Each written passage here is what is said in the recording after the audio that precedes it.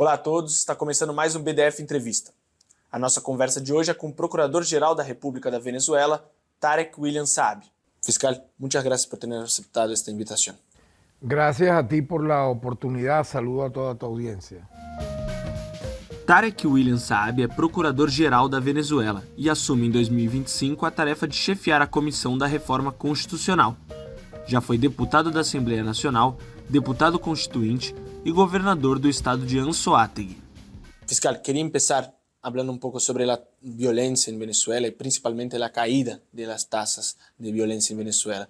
La CICPC divulgó recientemente unos datos de que la tasa de homicidios hoy está en 4.1 para 100.000 habitantes. ¿Cuáles fueron los logros del gobierno, los esfuerzos en este periodo para llegar a una tasa de esa, una baja tan larga de los índices de homicidio y de violencia? Sí.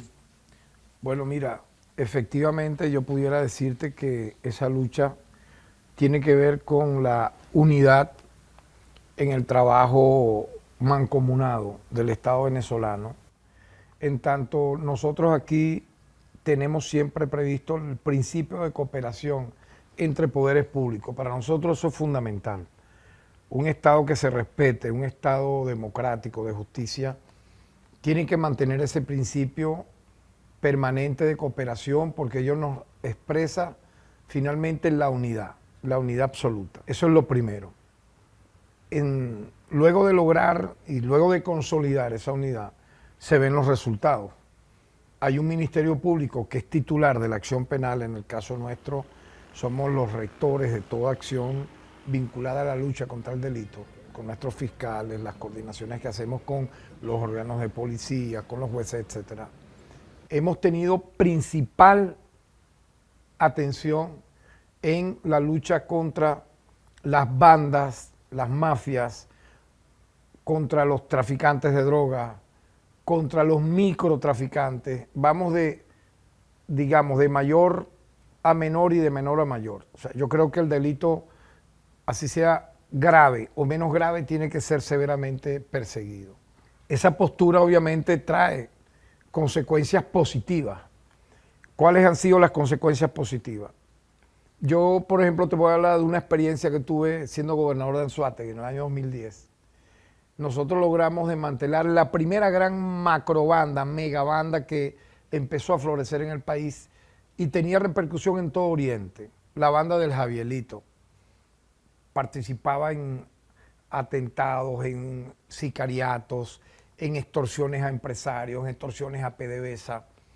Y nosotros lo logramos enfrentar a esa banda con nuestras fuerzas policiales, más las fuerzas, la Guardia Nacional, me recuerdo el grupo BAE del 6CPC de la época, a principios de enero del año 2010, y logramos desarticular esa banda que estaba creciendo en el Oriente y iba a tener un impacto en el país. Es decir, yo entiendo a partir de esa experiencia que desarticular bandas de este calibre repercute para la paz de manera inmediata.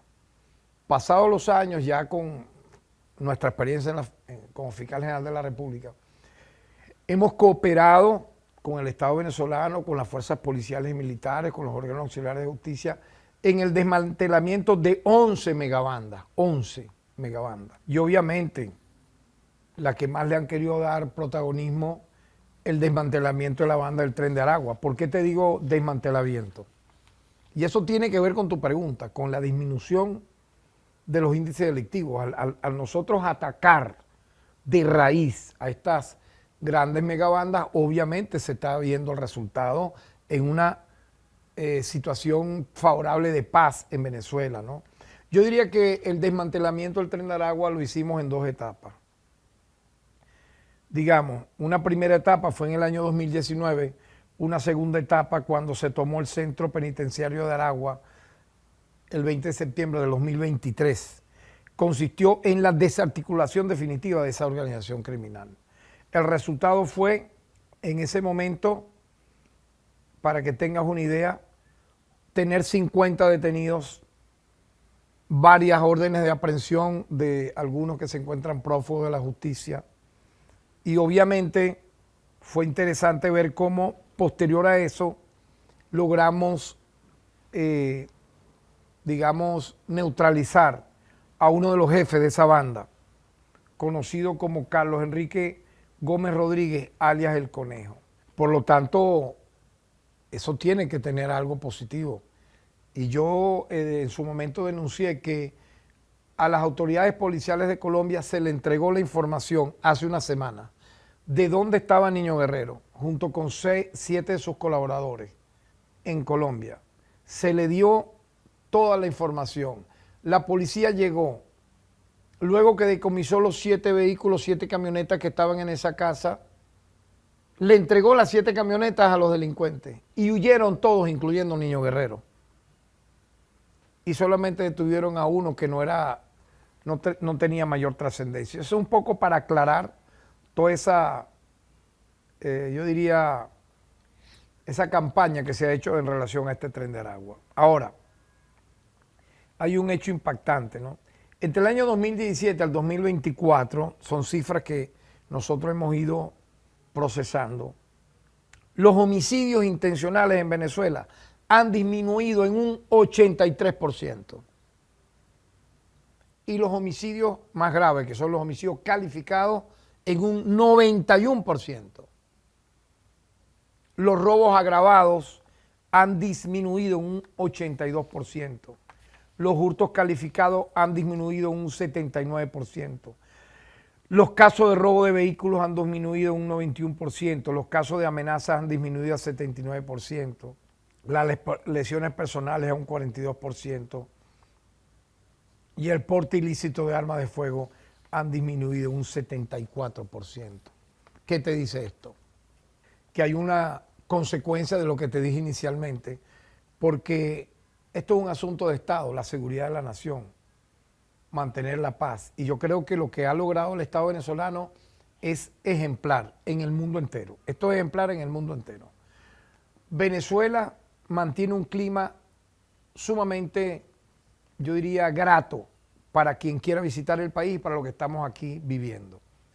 Y de cometerse un hecho punible, obviamente va a actuar la justicia, independientemente de que haya habido una disminución del delito, nosotros no dejamos de actuar. O sea, no podemos confiarnos y seguimos trabajando de manera importante. Yo conozco de turistas que vienen del mundo entero a Venezuela y cuando llegan se sorprenden de lo hermoso que ven este país, de la convivencia que ven. Hay errores por corregir, seguiremos corrigiéndolos, pero son más las fortalezas. Por lo tanto, hemos derrotado esa campaña contra Venezuela por la vía de los hechos, de los resultados. Estos son resultados globales, incluso reconocidos fuera de Venezuela. Reconocidos fuera de Venezuela. El mundo entero reconoce, más allá de los fake news, que Venezuela es un país de paz. ¿Y eso quién lo ha logrado? El Estado venezolano, el gobierno venezolano, la cooperación de todos los poderes públicos venezolanos, sin duda. Y aprovechando eso, tú has mencionado el Tren de Aragua. Los Estados Unidos ahora empezaron una deportación masiva de todos los latinos que están por allá, y incluso venezolanos. Y ahí empezaron a llegar venezolanos que van a venir miles de venezolanos. A Venezuela llegaron 190. Los hemos atendido con bien. Ahí estuvo representante del Ministerio Público, de la Defensoría del Pueblo. Fue todo excelente. Se tomaron las previsiones respectivas. Los que vinieron, supóngase usted, una cifra sumamente mínima, sumamente pequeña. Tenían algunos antecedentes policiales. ¿Por qué? Porque estaban sujetos a medidas, suponte medidas cautelares de presentación a un tribunal por algún delito que habían cometido menos grave. Y como no habían ido más al tribunal, entonces tenían orden de aprehensión, pero ninguno de los que llegó tiene antecedentes o tiene alguna vinculación con megabandas ni nada por el estilo. pero la denuncia de la Casa Blanca que van a llegar más No, gente bueno, con esta yo vinculación. hablo de lo que ocurre. Eso es lo que ocurrió con los 190. Las imágenes que se vieron fueron muy gráficas, fueron bien atendidos, están en sus hogares y eso es lo que te pudiera decir de eso. Perfecto. ¿Y cuál va a ser el proceso con esos crímenes que son menos graves? O sea, con la No, gente pero que es que está no, involucrada. vuelvo y te repito, son personas que tenían libertad, estaban sometidos a régimen de presentación, eran casos menores, o sea, no. Vale.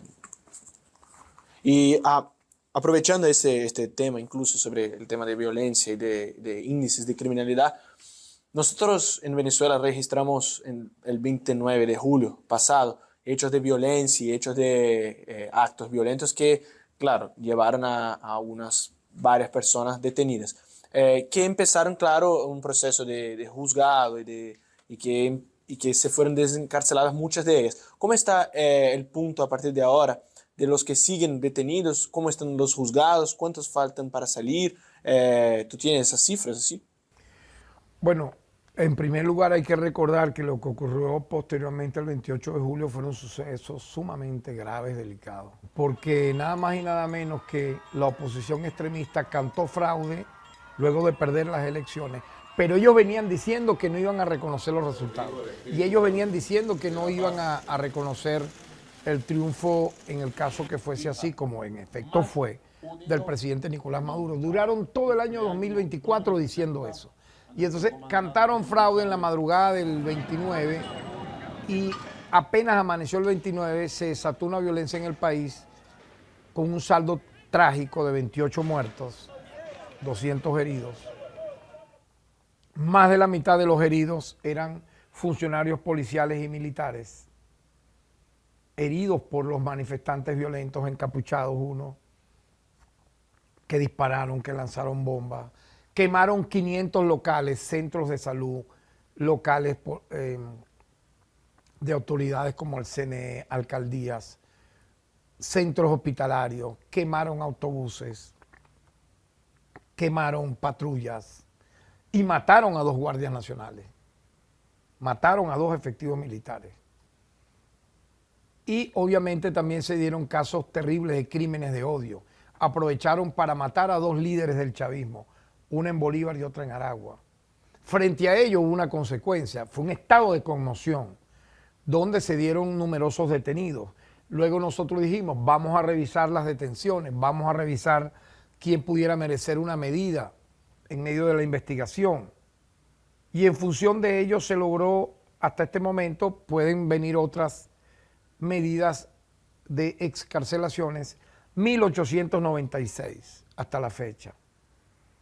Es una forma correcta de procesar hacia la justicia lo que efectivamente así lo merezca, buscando la paz, la reconciliación.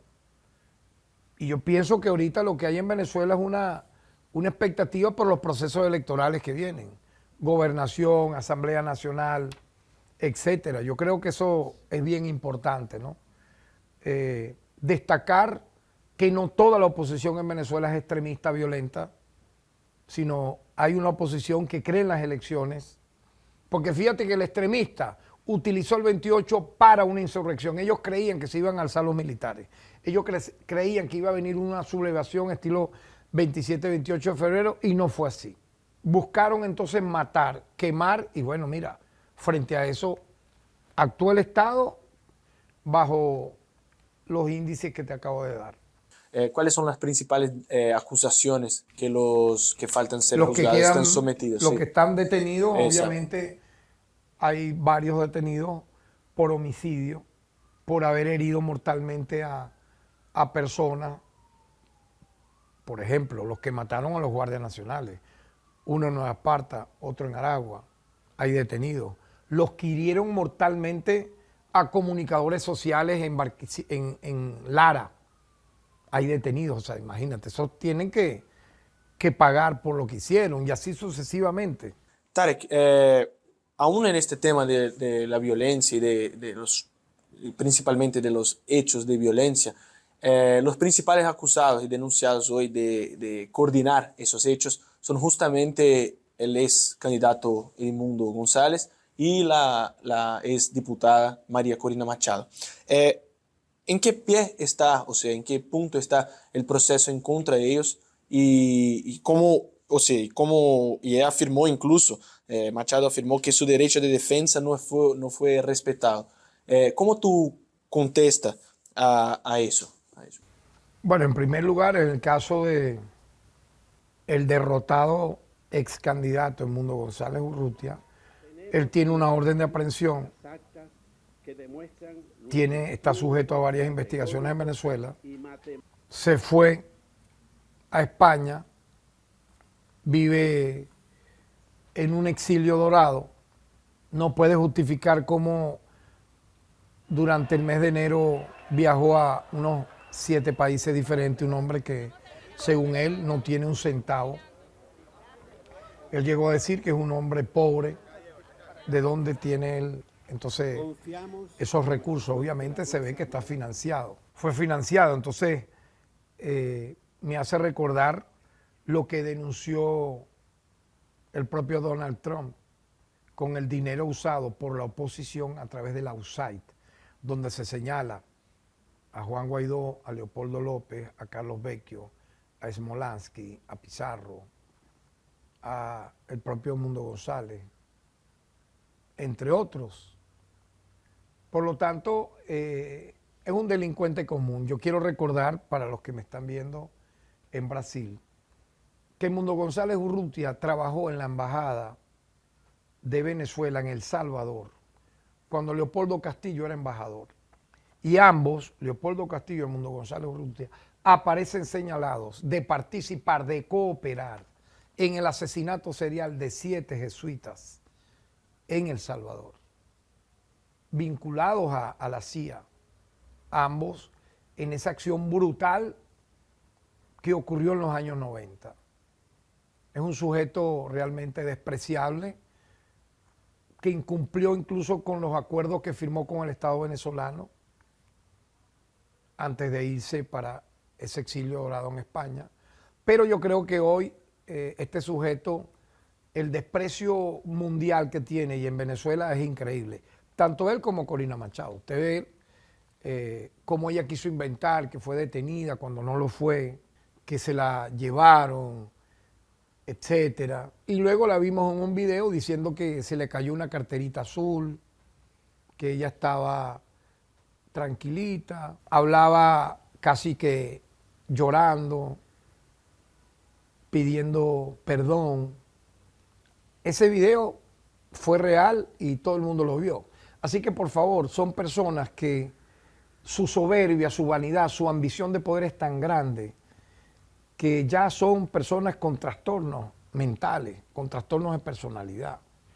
Por esa vanidad, por ese querer tomar el poder por asalto, llamando a intervenciones militares.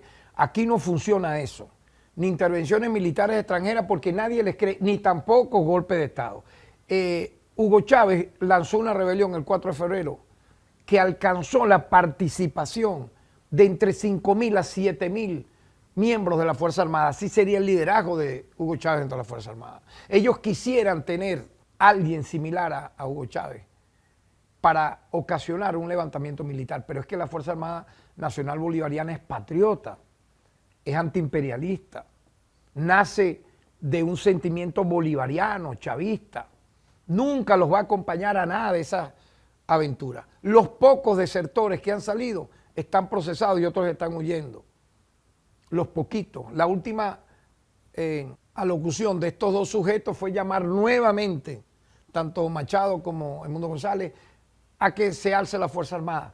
El desprecio que le tiene la Fuerza Armada es increíble. Siempre le responde la Fuerza Armada diciendo que no cuenten para nada con ellos para ningún asunto que dañe la paz venezolana. Por lo tanto, yo creo que son personas ya, sinceramente, están, como diría aquella frase, ya ellos terminaron en el basurero de la historia, toda esta extrema derecha fascista. Y en los últimos días el gobierno hizo una serie de denuncias sobre la participación de la USAID, especialmente para esta oposición, o sea, para esta oposición en Venezuela, una participación económica, financiera, económica mismo, apoyando a esta oposición históricamente aquí en Venezuela. ¿Cuáles son los caminos para hacer esta investigación a partir de ahora? ¿Y qué hacer con esas nuevas denuncias? O sea, ¿qué Ministerio Público tiene de responsabilidad para eso? El FBI anunció en los últimos días que está investigando a Guaidó y a todos sus colaboradores por actos de corrupción, malversación de fondos destinados a una supuesta ayuda humanitaria, donde se revela a las propias autoridades estadounidenses que del 100% el dinero que le entregaron solamente aportaron el 2% para supuestamente esa ayuda humanitaria y se robaron el 98%. Mira, se está hablando de un manejo irregular de activos venezolanos superior a los 40.000 millones de dólares. Y todo vincula al gobierno interino corrupto de Guaidó. Aparte de Guaidó, te repito, aparece Carlos Méndez, relacionado con un canal de televisión EBTV Miami, Carlos Vecchio, que tenía un cargo ficticio de ser el embajador de Venezuela ante los Estados Unidos. Su mayor obra fue destruir la embajada, la infraestructura de la embajada venezolana en Estados Unidos. Vecchio incluso recibió, según información oficial, 116 millones de dólares, se robó todo ese dinero. Resalta también John Goycochea, Roberto Marrero, Smolansky, Pizarro, y así sucesivamente han venido saliendo mucha información. Nosotros hemos anunciado que en el momento oportuno, cuando así ocurra, que las relaciones bilaterales entre Estados Unidos y Venezuela aumenten, crezcan, pero tenemos preparado todo a través de nuestra Dirección General de Cooperación Penal Internacional, trabajar para la extradición de todos estos criminales, los cuales muchos de ellos viven en los Estados Unidos, que las autoridades judiciales nos entreguen la información que tienen al respecto para comenzar un trabajo oportuno que castigue a todos estos criminales que tanto daño le han hecho a Venezuela. Solamente quiero recordarte que por el tema de Citgo, ellos produjeron, este grupo de Guaidó y su combo, una pérdida al país de 19.000 millones de dólares. Nosotros los tenemos procesados a ellos acá por traición a la patria, usurpación de funciones, provecho o distracción de dinero público, valores o bienes públicos, legitimación de capitales y asociación. Yo he dicho que inicialmente al gobierno interino le tenemos 24 investigaciones abiertas, a las que se suman 5 más, por las irregularidades en la empresa Monómero. Todo te da un total de 29 causas. Incluso yo te quiero recordar que Jordan Grudó, que participó en la Operación Gedeón, una operación mercenaria para intentar magnicidio contra el jefe de Estado Nicolás Maduro, asaltar cuarteles, asesinar autoridades policiales y militares venezolanas, el propio Grudó pidió que se investigara en Estados Unidos a Leopoldo López, a Juan Guaidó y a Lester Toledo, por haber usado fondos de la USAID. Increíble, ¿no? Y él reveló, el propio Grudó, que él tenía conversaciones con Toledo y que anteriormente la CIA y el FBI y Biden, dice Grudó, lo protegieron a este Toledo. Por lo tanto, yo siento que estamos en un momento interesante para que se dé esa cooperación penal internacional, en la cual Venezuela ya, nosotros tenemos todo preparado para cuando se active eso. ¿Tú crees que sea posible activar esa Todo relación puede con ser Estados posible, Unidos? en tanto nosotros hemos cumplido a partir del día 20 de enero, cuando toma posesión Donald Trump, con el enviado especial que se reunió con Nicolás Maduro, el presidente de Venezuela, y cada una de las cosas que hemos ido acordando se han venido cumpliendo. Por lo tanto, esto puede ocurrir. Incluso, o sea, pero para eso debería haber un aumento de las relaciones propias diplomáticas. Estoy diciendo que eso puede ocurrir en base a que, avanzando las relaciones que estaban en cero, ahora tenemos un enviado especial que habla con las autoridades venezolanas, se firman acuerdos y se cumplen, y bueno, aspiramos que entonces venga una cooperación bilateral de carácter penal internacional. Perfecto. Y usted ha hablado un poco recientemente, o sea, después de las elecciones aquí presidenciales, un poco sobre Lula y el gobierno de Brasil. ¿Cómo está esta relación hoy con Brasil, desde, claro, de Venezuela y desde tu parte?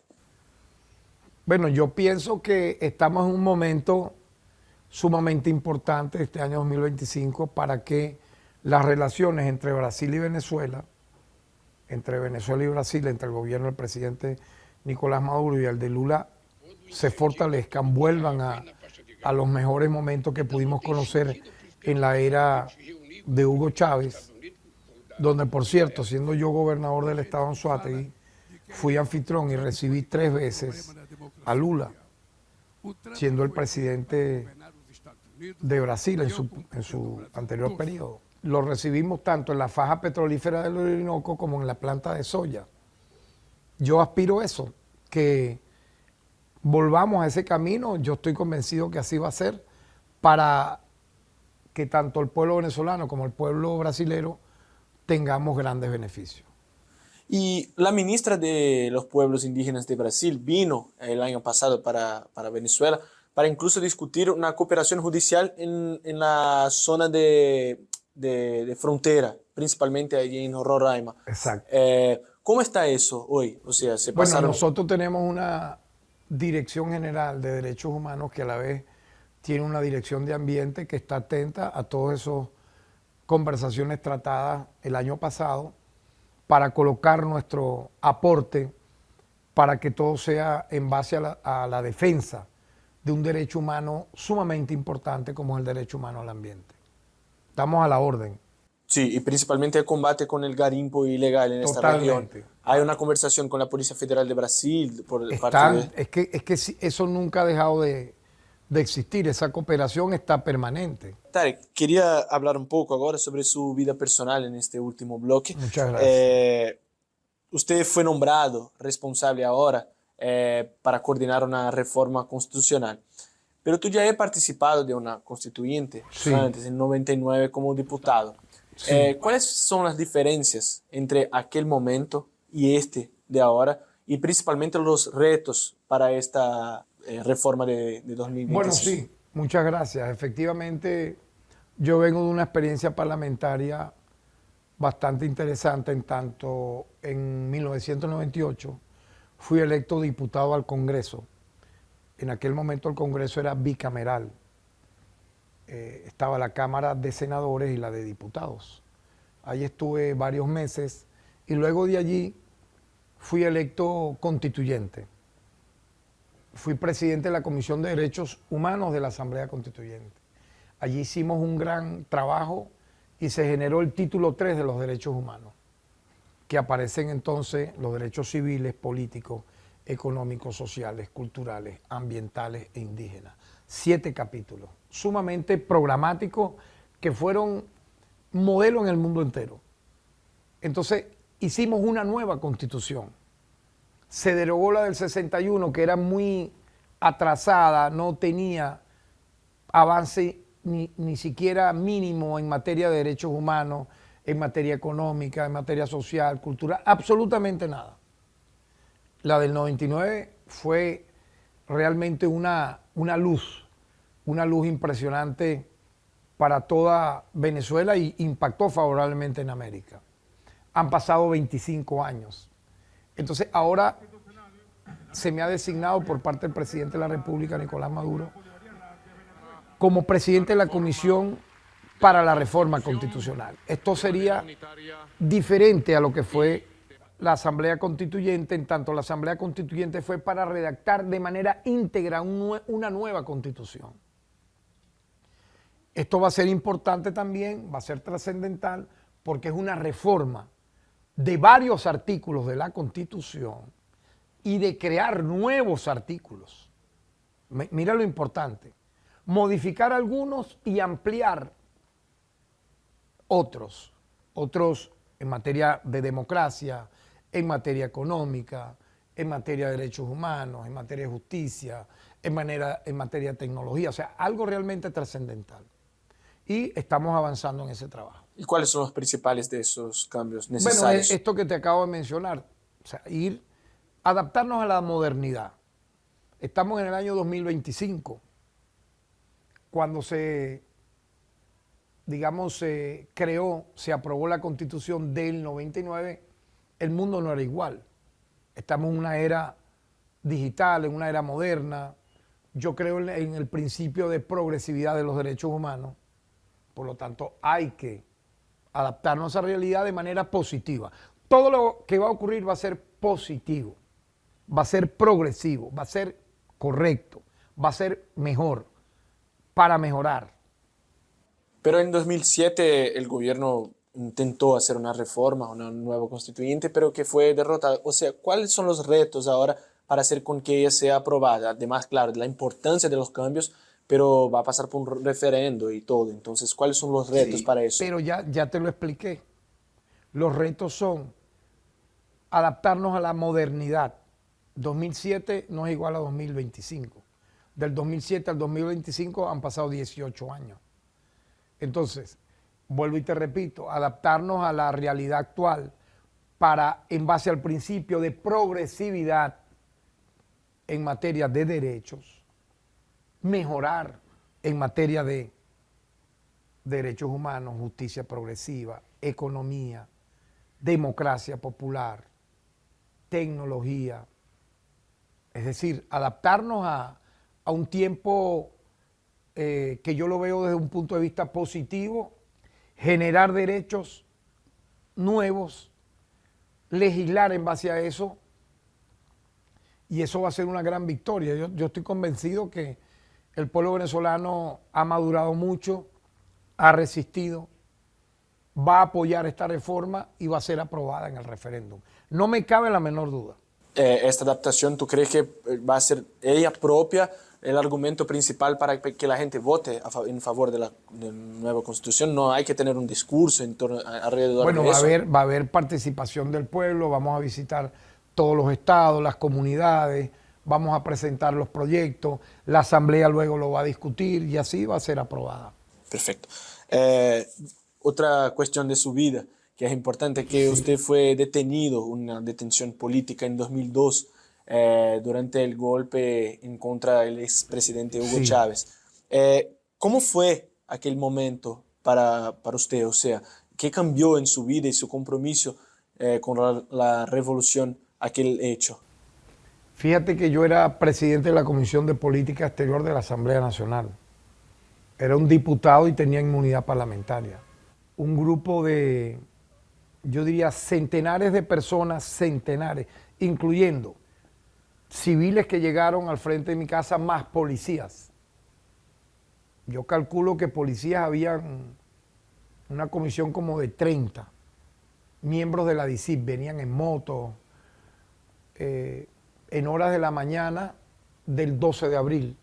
Ya se había consumado el golpe de Estado contra Hugo Chávez por parte de un sector fascista infiltrado en la Fuerza Armada, y fue el primer golpe mediático empresarial, promovido desde los medios de comunicación de la época y de Fedecámaras, que impuso al presidente Fedecámaras como dictador, Carmona Estanga.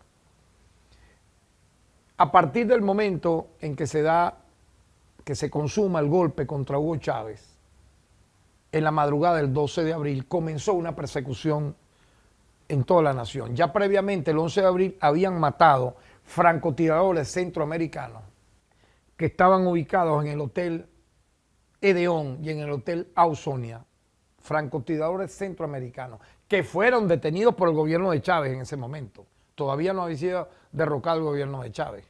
Estaban detenidos. Pero luego que derrocan a Chávez, los liberaron y se fueron. Eran centroamericanos. Algunos del Salvador, otros de Guatemala, etc. Estos francotiradores se dedicaron a matar tanto a opositores como a chavistas para justificar luego el golpe de Estado. Imagínate tú cómo lo tenían preparado. De hecho, cuando los golpistas a las 2 de la tarde lanzan el 11 de abril un comunicado, a las 2 de la tarde no habían ocurrido asesinatos y ellos ya estaban hablando de que en vista de que se dieron unos personas que fueron asesinadas por la policía, etcétera, ellos daban el golpe de Estado. Imagínate tú qué nivel de suciedad, de desvergüenza, ¿no? Ya entonces, el 12 de abril en la madrugada, Hugo Chávez es detenido, llevado a la policía militar y se desata la represión. En torno a ello es que yo soy detenido al mediodía del 12 de abril. Yo fui secuestrado, porque ni siquiera podemos hablar de una detención. Una detención fuese si me allanan la inmunidad parlamentaria, el TCJ la acuerda, y luego de ello lo que procede según lo que establece la Constitución es un arresto domiciliario hasta que la Asamblea Nacional deje sin efecto mi cargo de diputado. Nada de eso ocurrió. Fui secuestrado, me llevan en una patrulla, dentro de la patrulla me golpean salvajemente los funcionarios policiales con el fusil, me patean en el piso, porque yo solo preguntaba a dónde me estaban llevando, o sea, a dónde. Ellos me decían que me callara la boca, que no me iban a decir a dónde. Me estuvieron dando vueltas, yo calculo como una hora. Para mí, ellos tenían otra intención conmigo. Yo creo que la intención, viendo ya pasado esto hace 23 años, era asesinarme. No sé si luego cambiaron de opinión, porque ¿qué sentido tenía hacer eso así? Había gente que estaba filmando la detención. Luego me llevaron a la Policía Municipal de Latillo. Allí había unos fiscales del Ministerio Público, traidores totalmente, que querían que yo firmara una planilla donde yo decía que me habían tratado bien, que todo había sido bien. Yo no la quise firmar. Yo no la quise firmar y luego me trasladan a otro vehículo, fíjate tú, a un rumbo desconocido.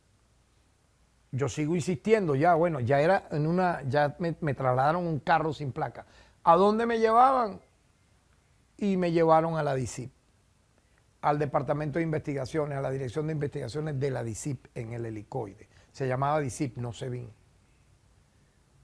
Allí entonces, entrando yo, veo en la televisión las imágenes de mi detención, que salía en RCTV, un canal que se llama RCTV, en Globovisión de la época, que la dirigía Rabel, donde me colocaban, bueno, mira, que ahí se están llevando al ex diputado Tarek William, imagínate, lo están golpeando, no sé qué más, o sea, era una burla. No era que estaban transmitiendo la información como a favor mío, no, era como justificando lo que me estaban haciendo. O sea, ya en ese momento habían matado a 11 personas, a más de 12, y comenzó una cacería contra todos nosotros. Hugo Chávez detenido y casi que se le consumó un magnicidio, lo intentaron matar. Luego me llevan a la oficina del director de investigaciones y yo pude ver en la televisión la autoproclamación del dictador Carmona Estanga. Yo lo pude ver. Él se autoproclamó disolviendo todos los poderes. Entonces el director de investigaciones me dijo, mira, ya usted no es más diputado. Y entonces me llevaron a un sótano y ahí estuve todo el 12 hasta el 13 de abril. Que viene la contraofensiva de la Fuerza Armada y del pueblo, pidiendo que Chávez volviera. Entonces, obviamente, bajo ese esquema, ellos se debilitan. La dictadura de Carmona duró pocas horas. Se debilita y sin decir nada, al mediodía me liberaron. Ya cuando estaba, yo te pudiera decir que al mediodía, el 13 de abril, la dictadura de Carmona estaba derrotada. Eso no duró nada. ¿Ves? Duró menos de 48 horas. Entonces me liberan sin decirme mayor cosa. Primero me habían dicho que me iban a llevar a tribunales militares. O sea, yo siendo civil a tribunales militares, porque yo tenía supuestamente armas de guerra. ¿Dónde las tenía?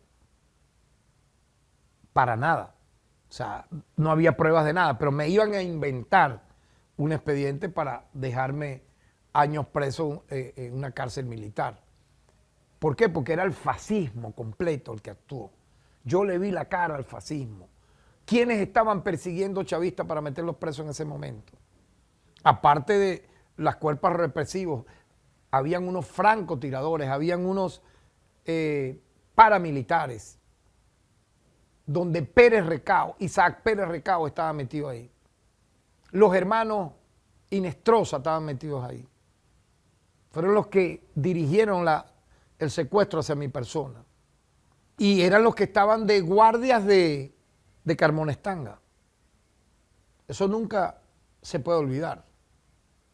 No puede haber olvido en relación a lo que ocurrió allí. Porque ellos querían exterminar literalmente a todo lo que implicaba movimiento popular revolucionario en Venezuela. Te estoy hablando de hace 23 años. Calcula la mente ahorita. ¿Cómo son ahorita? Ahorita son peores.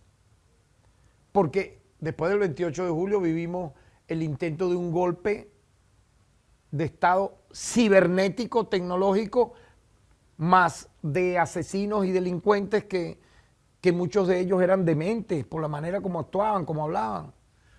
No tuvieron apoyo, obviamente, ni de la policía ni de la Fuerza Armada. Y en ese sentido, durante estos 23 años, en medio de la guerra híbrida, yo siempre hablo, la guerra híbrida. ¿Qué es la guerra híbrida? El uso del lawfare. El lawfare que tumbó a Dilma. A Dilma le hicieron una guerra judicial, el lawfare. A Lugo en Paraguay lo tumbaron. A Zelaya en Honduras lo tumbaron. Lo han intentado con nosotros aquí. El uso del lawfare, el uso de intentos de golpe de Estado, el uso de las sanciones económicas que producen migraciones y odio interno entre la gente. Queda mucho odio. ¿Por qué? Porque las sanciones económicas contra Venezuela han sido tan brutales que fomentaron la migración. Entonces, mira lo canalla que es la oposición de la extrema derecha. Ellos fomentan la migración, fomentan que se vaya la gente producto de las sanciones económicas, más de 1000, que nos impide vender petróleo, comprar medicina, alimentos, etcétera. Y luego ellos dicen, nosotros vamos a hacer que vuelvan la familia venezolana. Señores, ustedes fueron los que promovieron esas sanciones. Julio Borges, Leopoldo López, María Corina Machado, Vecchio, Esmolanqui, Pizarro, Ledesma, todo ese combo, pues, que son la clase política más odiada en este momento en Venezuela. Entonces, es el uso dentro de la guerra híbrida también de los intentos de golpe de Estado y de la instigación al odio en medio de los mensajes de odio a nivel tecnológico. Eso todo ha sido víctima de Venezuela, completamente, y los hemos derrotado. Entonces, cuando tú me preguntas del año 2002, eso estaba apenas creciendo. Ahorita ellos se prepararon mejor, más a nivel de generar odio y violencia en el país. La guarimba, intento de guerra civil del 2004, la del 2017, intento de golpe de Estado de abril del 2019, pero han fracasado, han sido derrotados. Por lo tanto, yo te puedo hablar como protagonista directo que vivió el fascismo con mis propios ojos.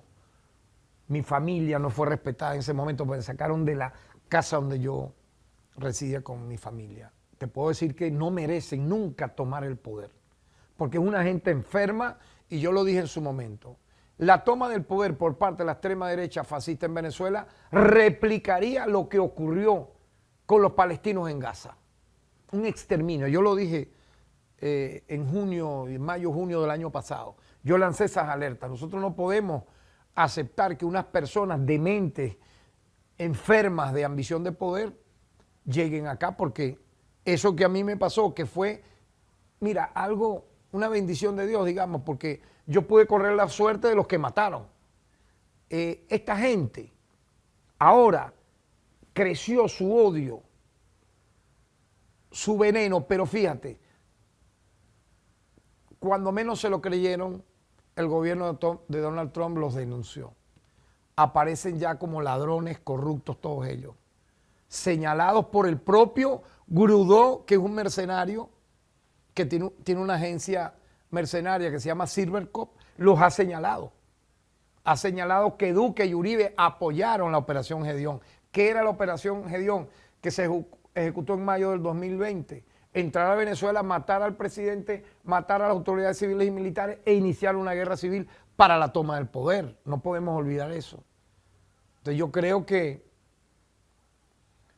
somos una generación revolucionaria digna, preparada y formada para vencer y liderar este proceso en base a todo esto que hemos vivido. Hablando un poco ahora sobre un fiscal menos afuera de la vida profesional y política. Usted escribió muchos libros, Sí. incluso algunos de poemas y poesía. Sí. ¿Cómo surgió eso en su vida? ¿Eso es desde su niñez? ¿Cómo fue este proceso de aproximación con el arte? Bueno, yo comencé a escribir poesía siendo un menor de edad. Mi primer poema lo escribí en un salón de clases teniendo, yo diría, 15 años. En el Liceo Briceño Méndez, estudiaba yo cuarto año. Previamente, yo soy un lector muy, yo diría, orgánico. Ya yo había leído, teniendo 15 años, a Hermann Hesse, Premio Nobel de Literatura, es un alemán. A otro alemán, un filósofo, Friedrich Nietzsche. A un poeta libanés, Khalil Gibran. Escuchaba música con mensajes como la de la trova cubana, Silvio Rodríguez, Pablo Milanés. Leía a poetas como Pablo Neruda, como Vicente Alexander, a esa edad. Y obviamente de tanto estar involucrado en eso, y ya yo militaba en una organización revolucionaria, en el PRB, en 1977 yo me involucro en la militancia con la izquierda revolucionaria, Partido de la Revolución Venezolana, que lideró Douglas Bravo, un excomandante guerrillero. Por lo tanto, todo eso me llevó a tener una sensibilidad poética de tanto leer, de admirar a los poetas. Luego empecé a leer a los simbolistas franceses, a los surrealistas, André Breton, Baudelaire, Lautréamont. Obviamente a toda la generación del 28 española, a los poetas venezolanos, Víctor Valera Mora, Caupolicán Ovalle, Ramón Palomares, Gustavo Pereira, etc. Eso me dio una formación a un punto tal que yo comienzo a estudiar por primera vez en la universidad, en la Escuela de Letras, en la Universidad de los Andes, en Mérida. Estudié allí 2 semestres, un año. No me gustó en verdad la carrera. Estudiar letras en la universidad no, pero lo hice por queriendo ser un poeta, que me enseñaran a ser mejor poeta. Pero te enseña a ser mejor poeta tener un talento propio, tener un afán de lectura, de investigar, y de escribir, el ejercicio y la disciplina. Entonces mi primer libro, Los ríos de la ira, ya va a cumplir 40 años de yo haberlo escrito. Yo lo comienzo a escribir entre el año 1984 y 1985. Un libro de más de 200 páginas. Y yo tenía solamente entre 22 y 23 años. Ya se va a reeditar este año. Se va a reeditar 40 años después. Y este año voy a editar un nuevo poemario, nuevo.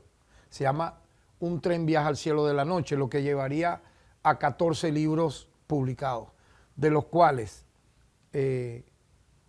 serían 11 de poesía y 3 serían una crónica de viaje que se llama Los niños del infortunio, un viaje que hice a Pakistán, enviado por mi gran hermano Fidel Castro para ver las brigadas médicas cubanas en Pakistán. Eso fue en la primera semana del año 2006. Yo escribí 2 libros, Los niños del infortunio, que fue la crónica de ese viaje, y un libro de poemas que se llama Memorias de Gulam Rouhani. Aparte tengo 2 publicaciones de mis discursos en la Asamblea Nacional, como congresista, constituyente, asambleísta, como defensor del pueblo y fiscal. Entonces eso te va a sumar 14 libros, o sea, una larga trayectoria, libros míos muy importantes como Los ríos de la ira, Príncipe de lluvia y duelo, El hacha de los santos. Esa trilogía la escribí de finales de los años 80 a principios de los 90. Ya en ese momento me consagré como un poeta joven, una revelación, digamos, importante. Pero lo interesante es que yo continué. No es que comencé siendo adolescente, siendo joven y ya, no. Yo he continuado. Incluso yo tengo también un libro que es de ensayos literarios, de crítica literaria. Yo leyendo a autores como Juan Liscano, como Luis Alberto Cres, como Víctor Valera Mora, como Gustavo Pereira, entrevistando a Juan Goytisolo, a un gran autor español, a Eduardo El Carrato, un autor egipcio, haciendo entrevistas a ellos, escribiendo sobre literatura venezolana. Incluso yo me gané un premio en 1993 que me permitió, teniendo 30 años, ir a España a participar en el Foro Joven Literatura y Compromiso, para que durante 21 días grandes escritores del mundo nos dieran talleres. ¿Tú sabes quiénes estaban? José Saramago, Premio Nobel de Literatura; Walt Soyinka, Premio Nobel de Literatura; Mario Benedetti, Premio Cervantes de Literatura; Jorge Amado, yo lo conocí en persona, un autor brasilero del cual tengo una postal, yo te la voy a entregar, donde él habla muy positivamente de mi poesía. En el año 1993, Jorge Amado vivía en París y él me mandó una postal donde le encantaba mi poesía. Imagínate, yo tenía solo 30 años.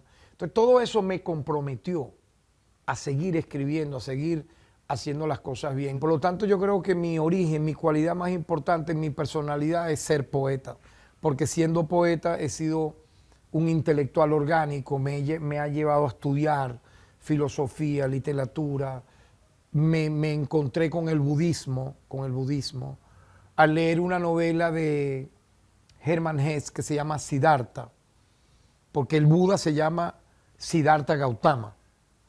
Es un profeta hindú que, como sabe, creador del budismo.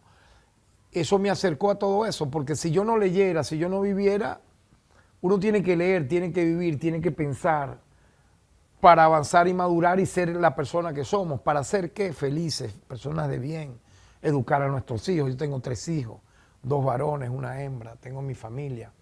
Yo creo en los valores familiares, por encima de todo. El amor familiar te salva de todo mal, te reencuentra contigo mismo, te da una espiritualidad diferente.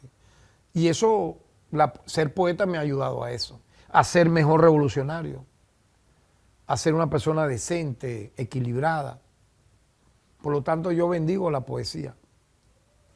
Fiscal, muchísimas gracias por esta entrevista y por tener aceptado nuestra invitación. Muchas gracias a ti, de verdad, por esta entrevista tan especial. Obrigado a você que acompanhou até aqui mais essa edição do BDF Entrevista. Na semana que vem a gente volta. Um abraço.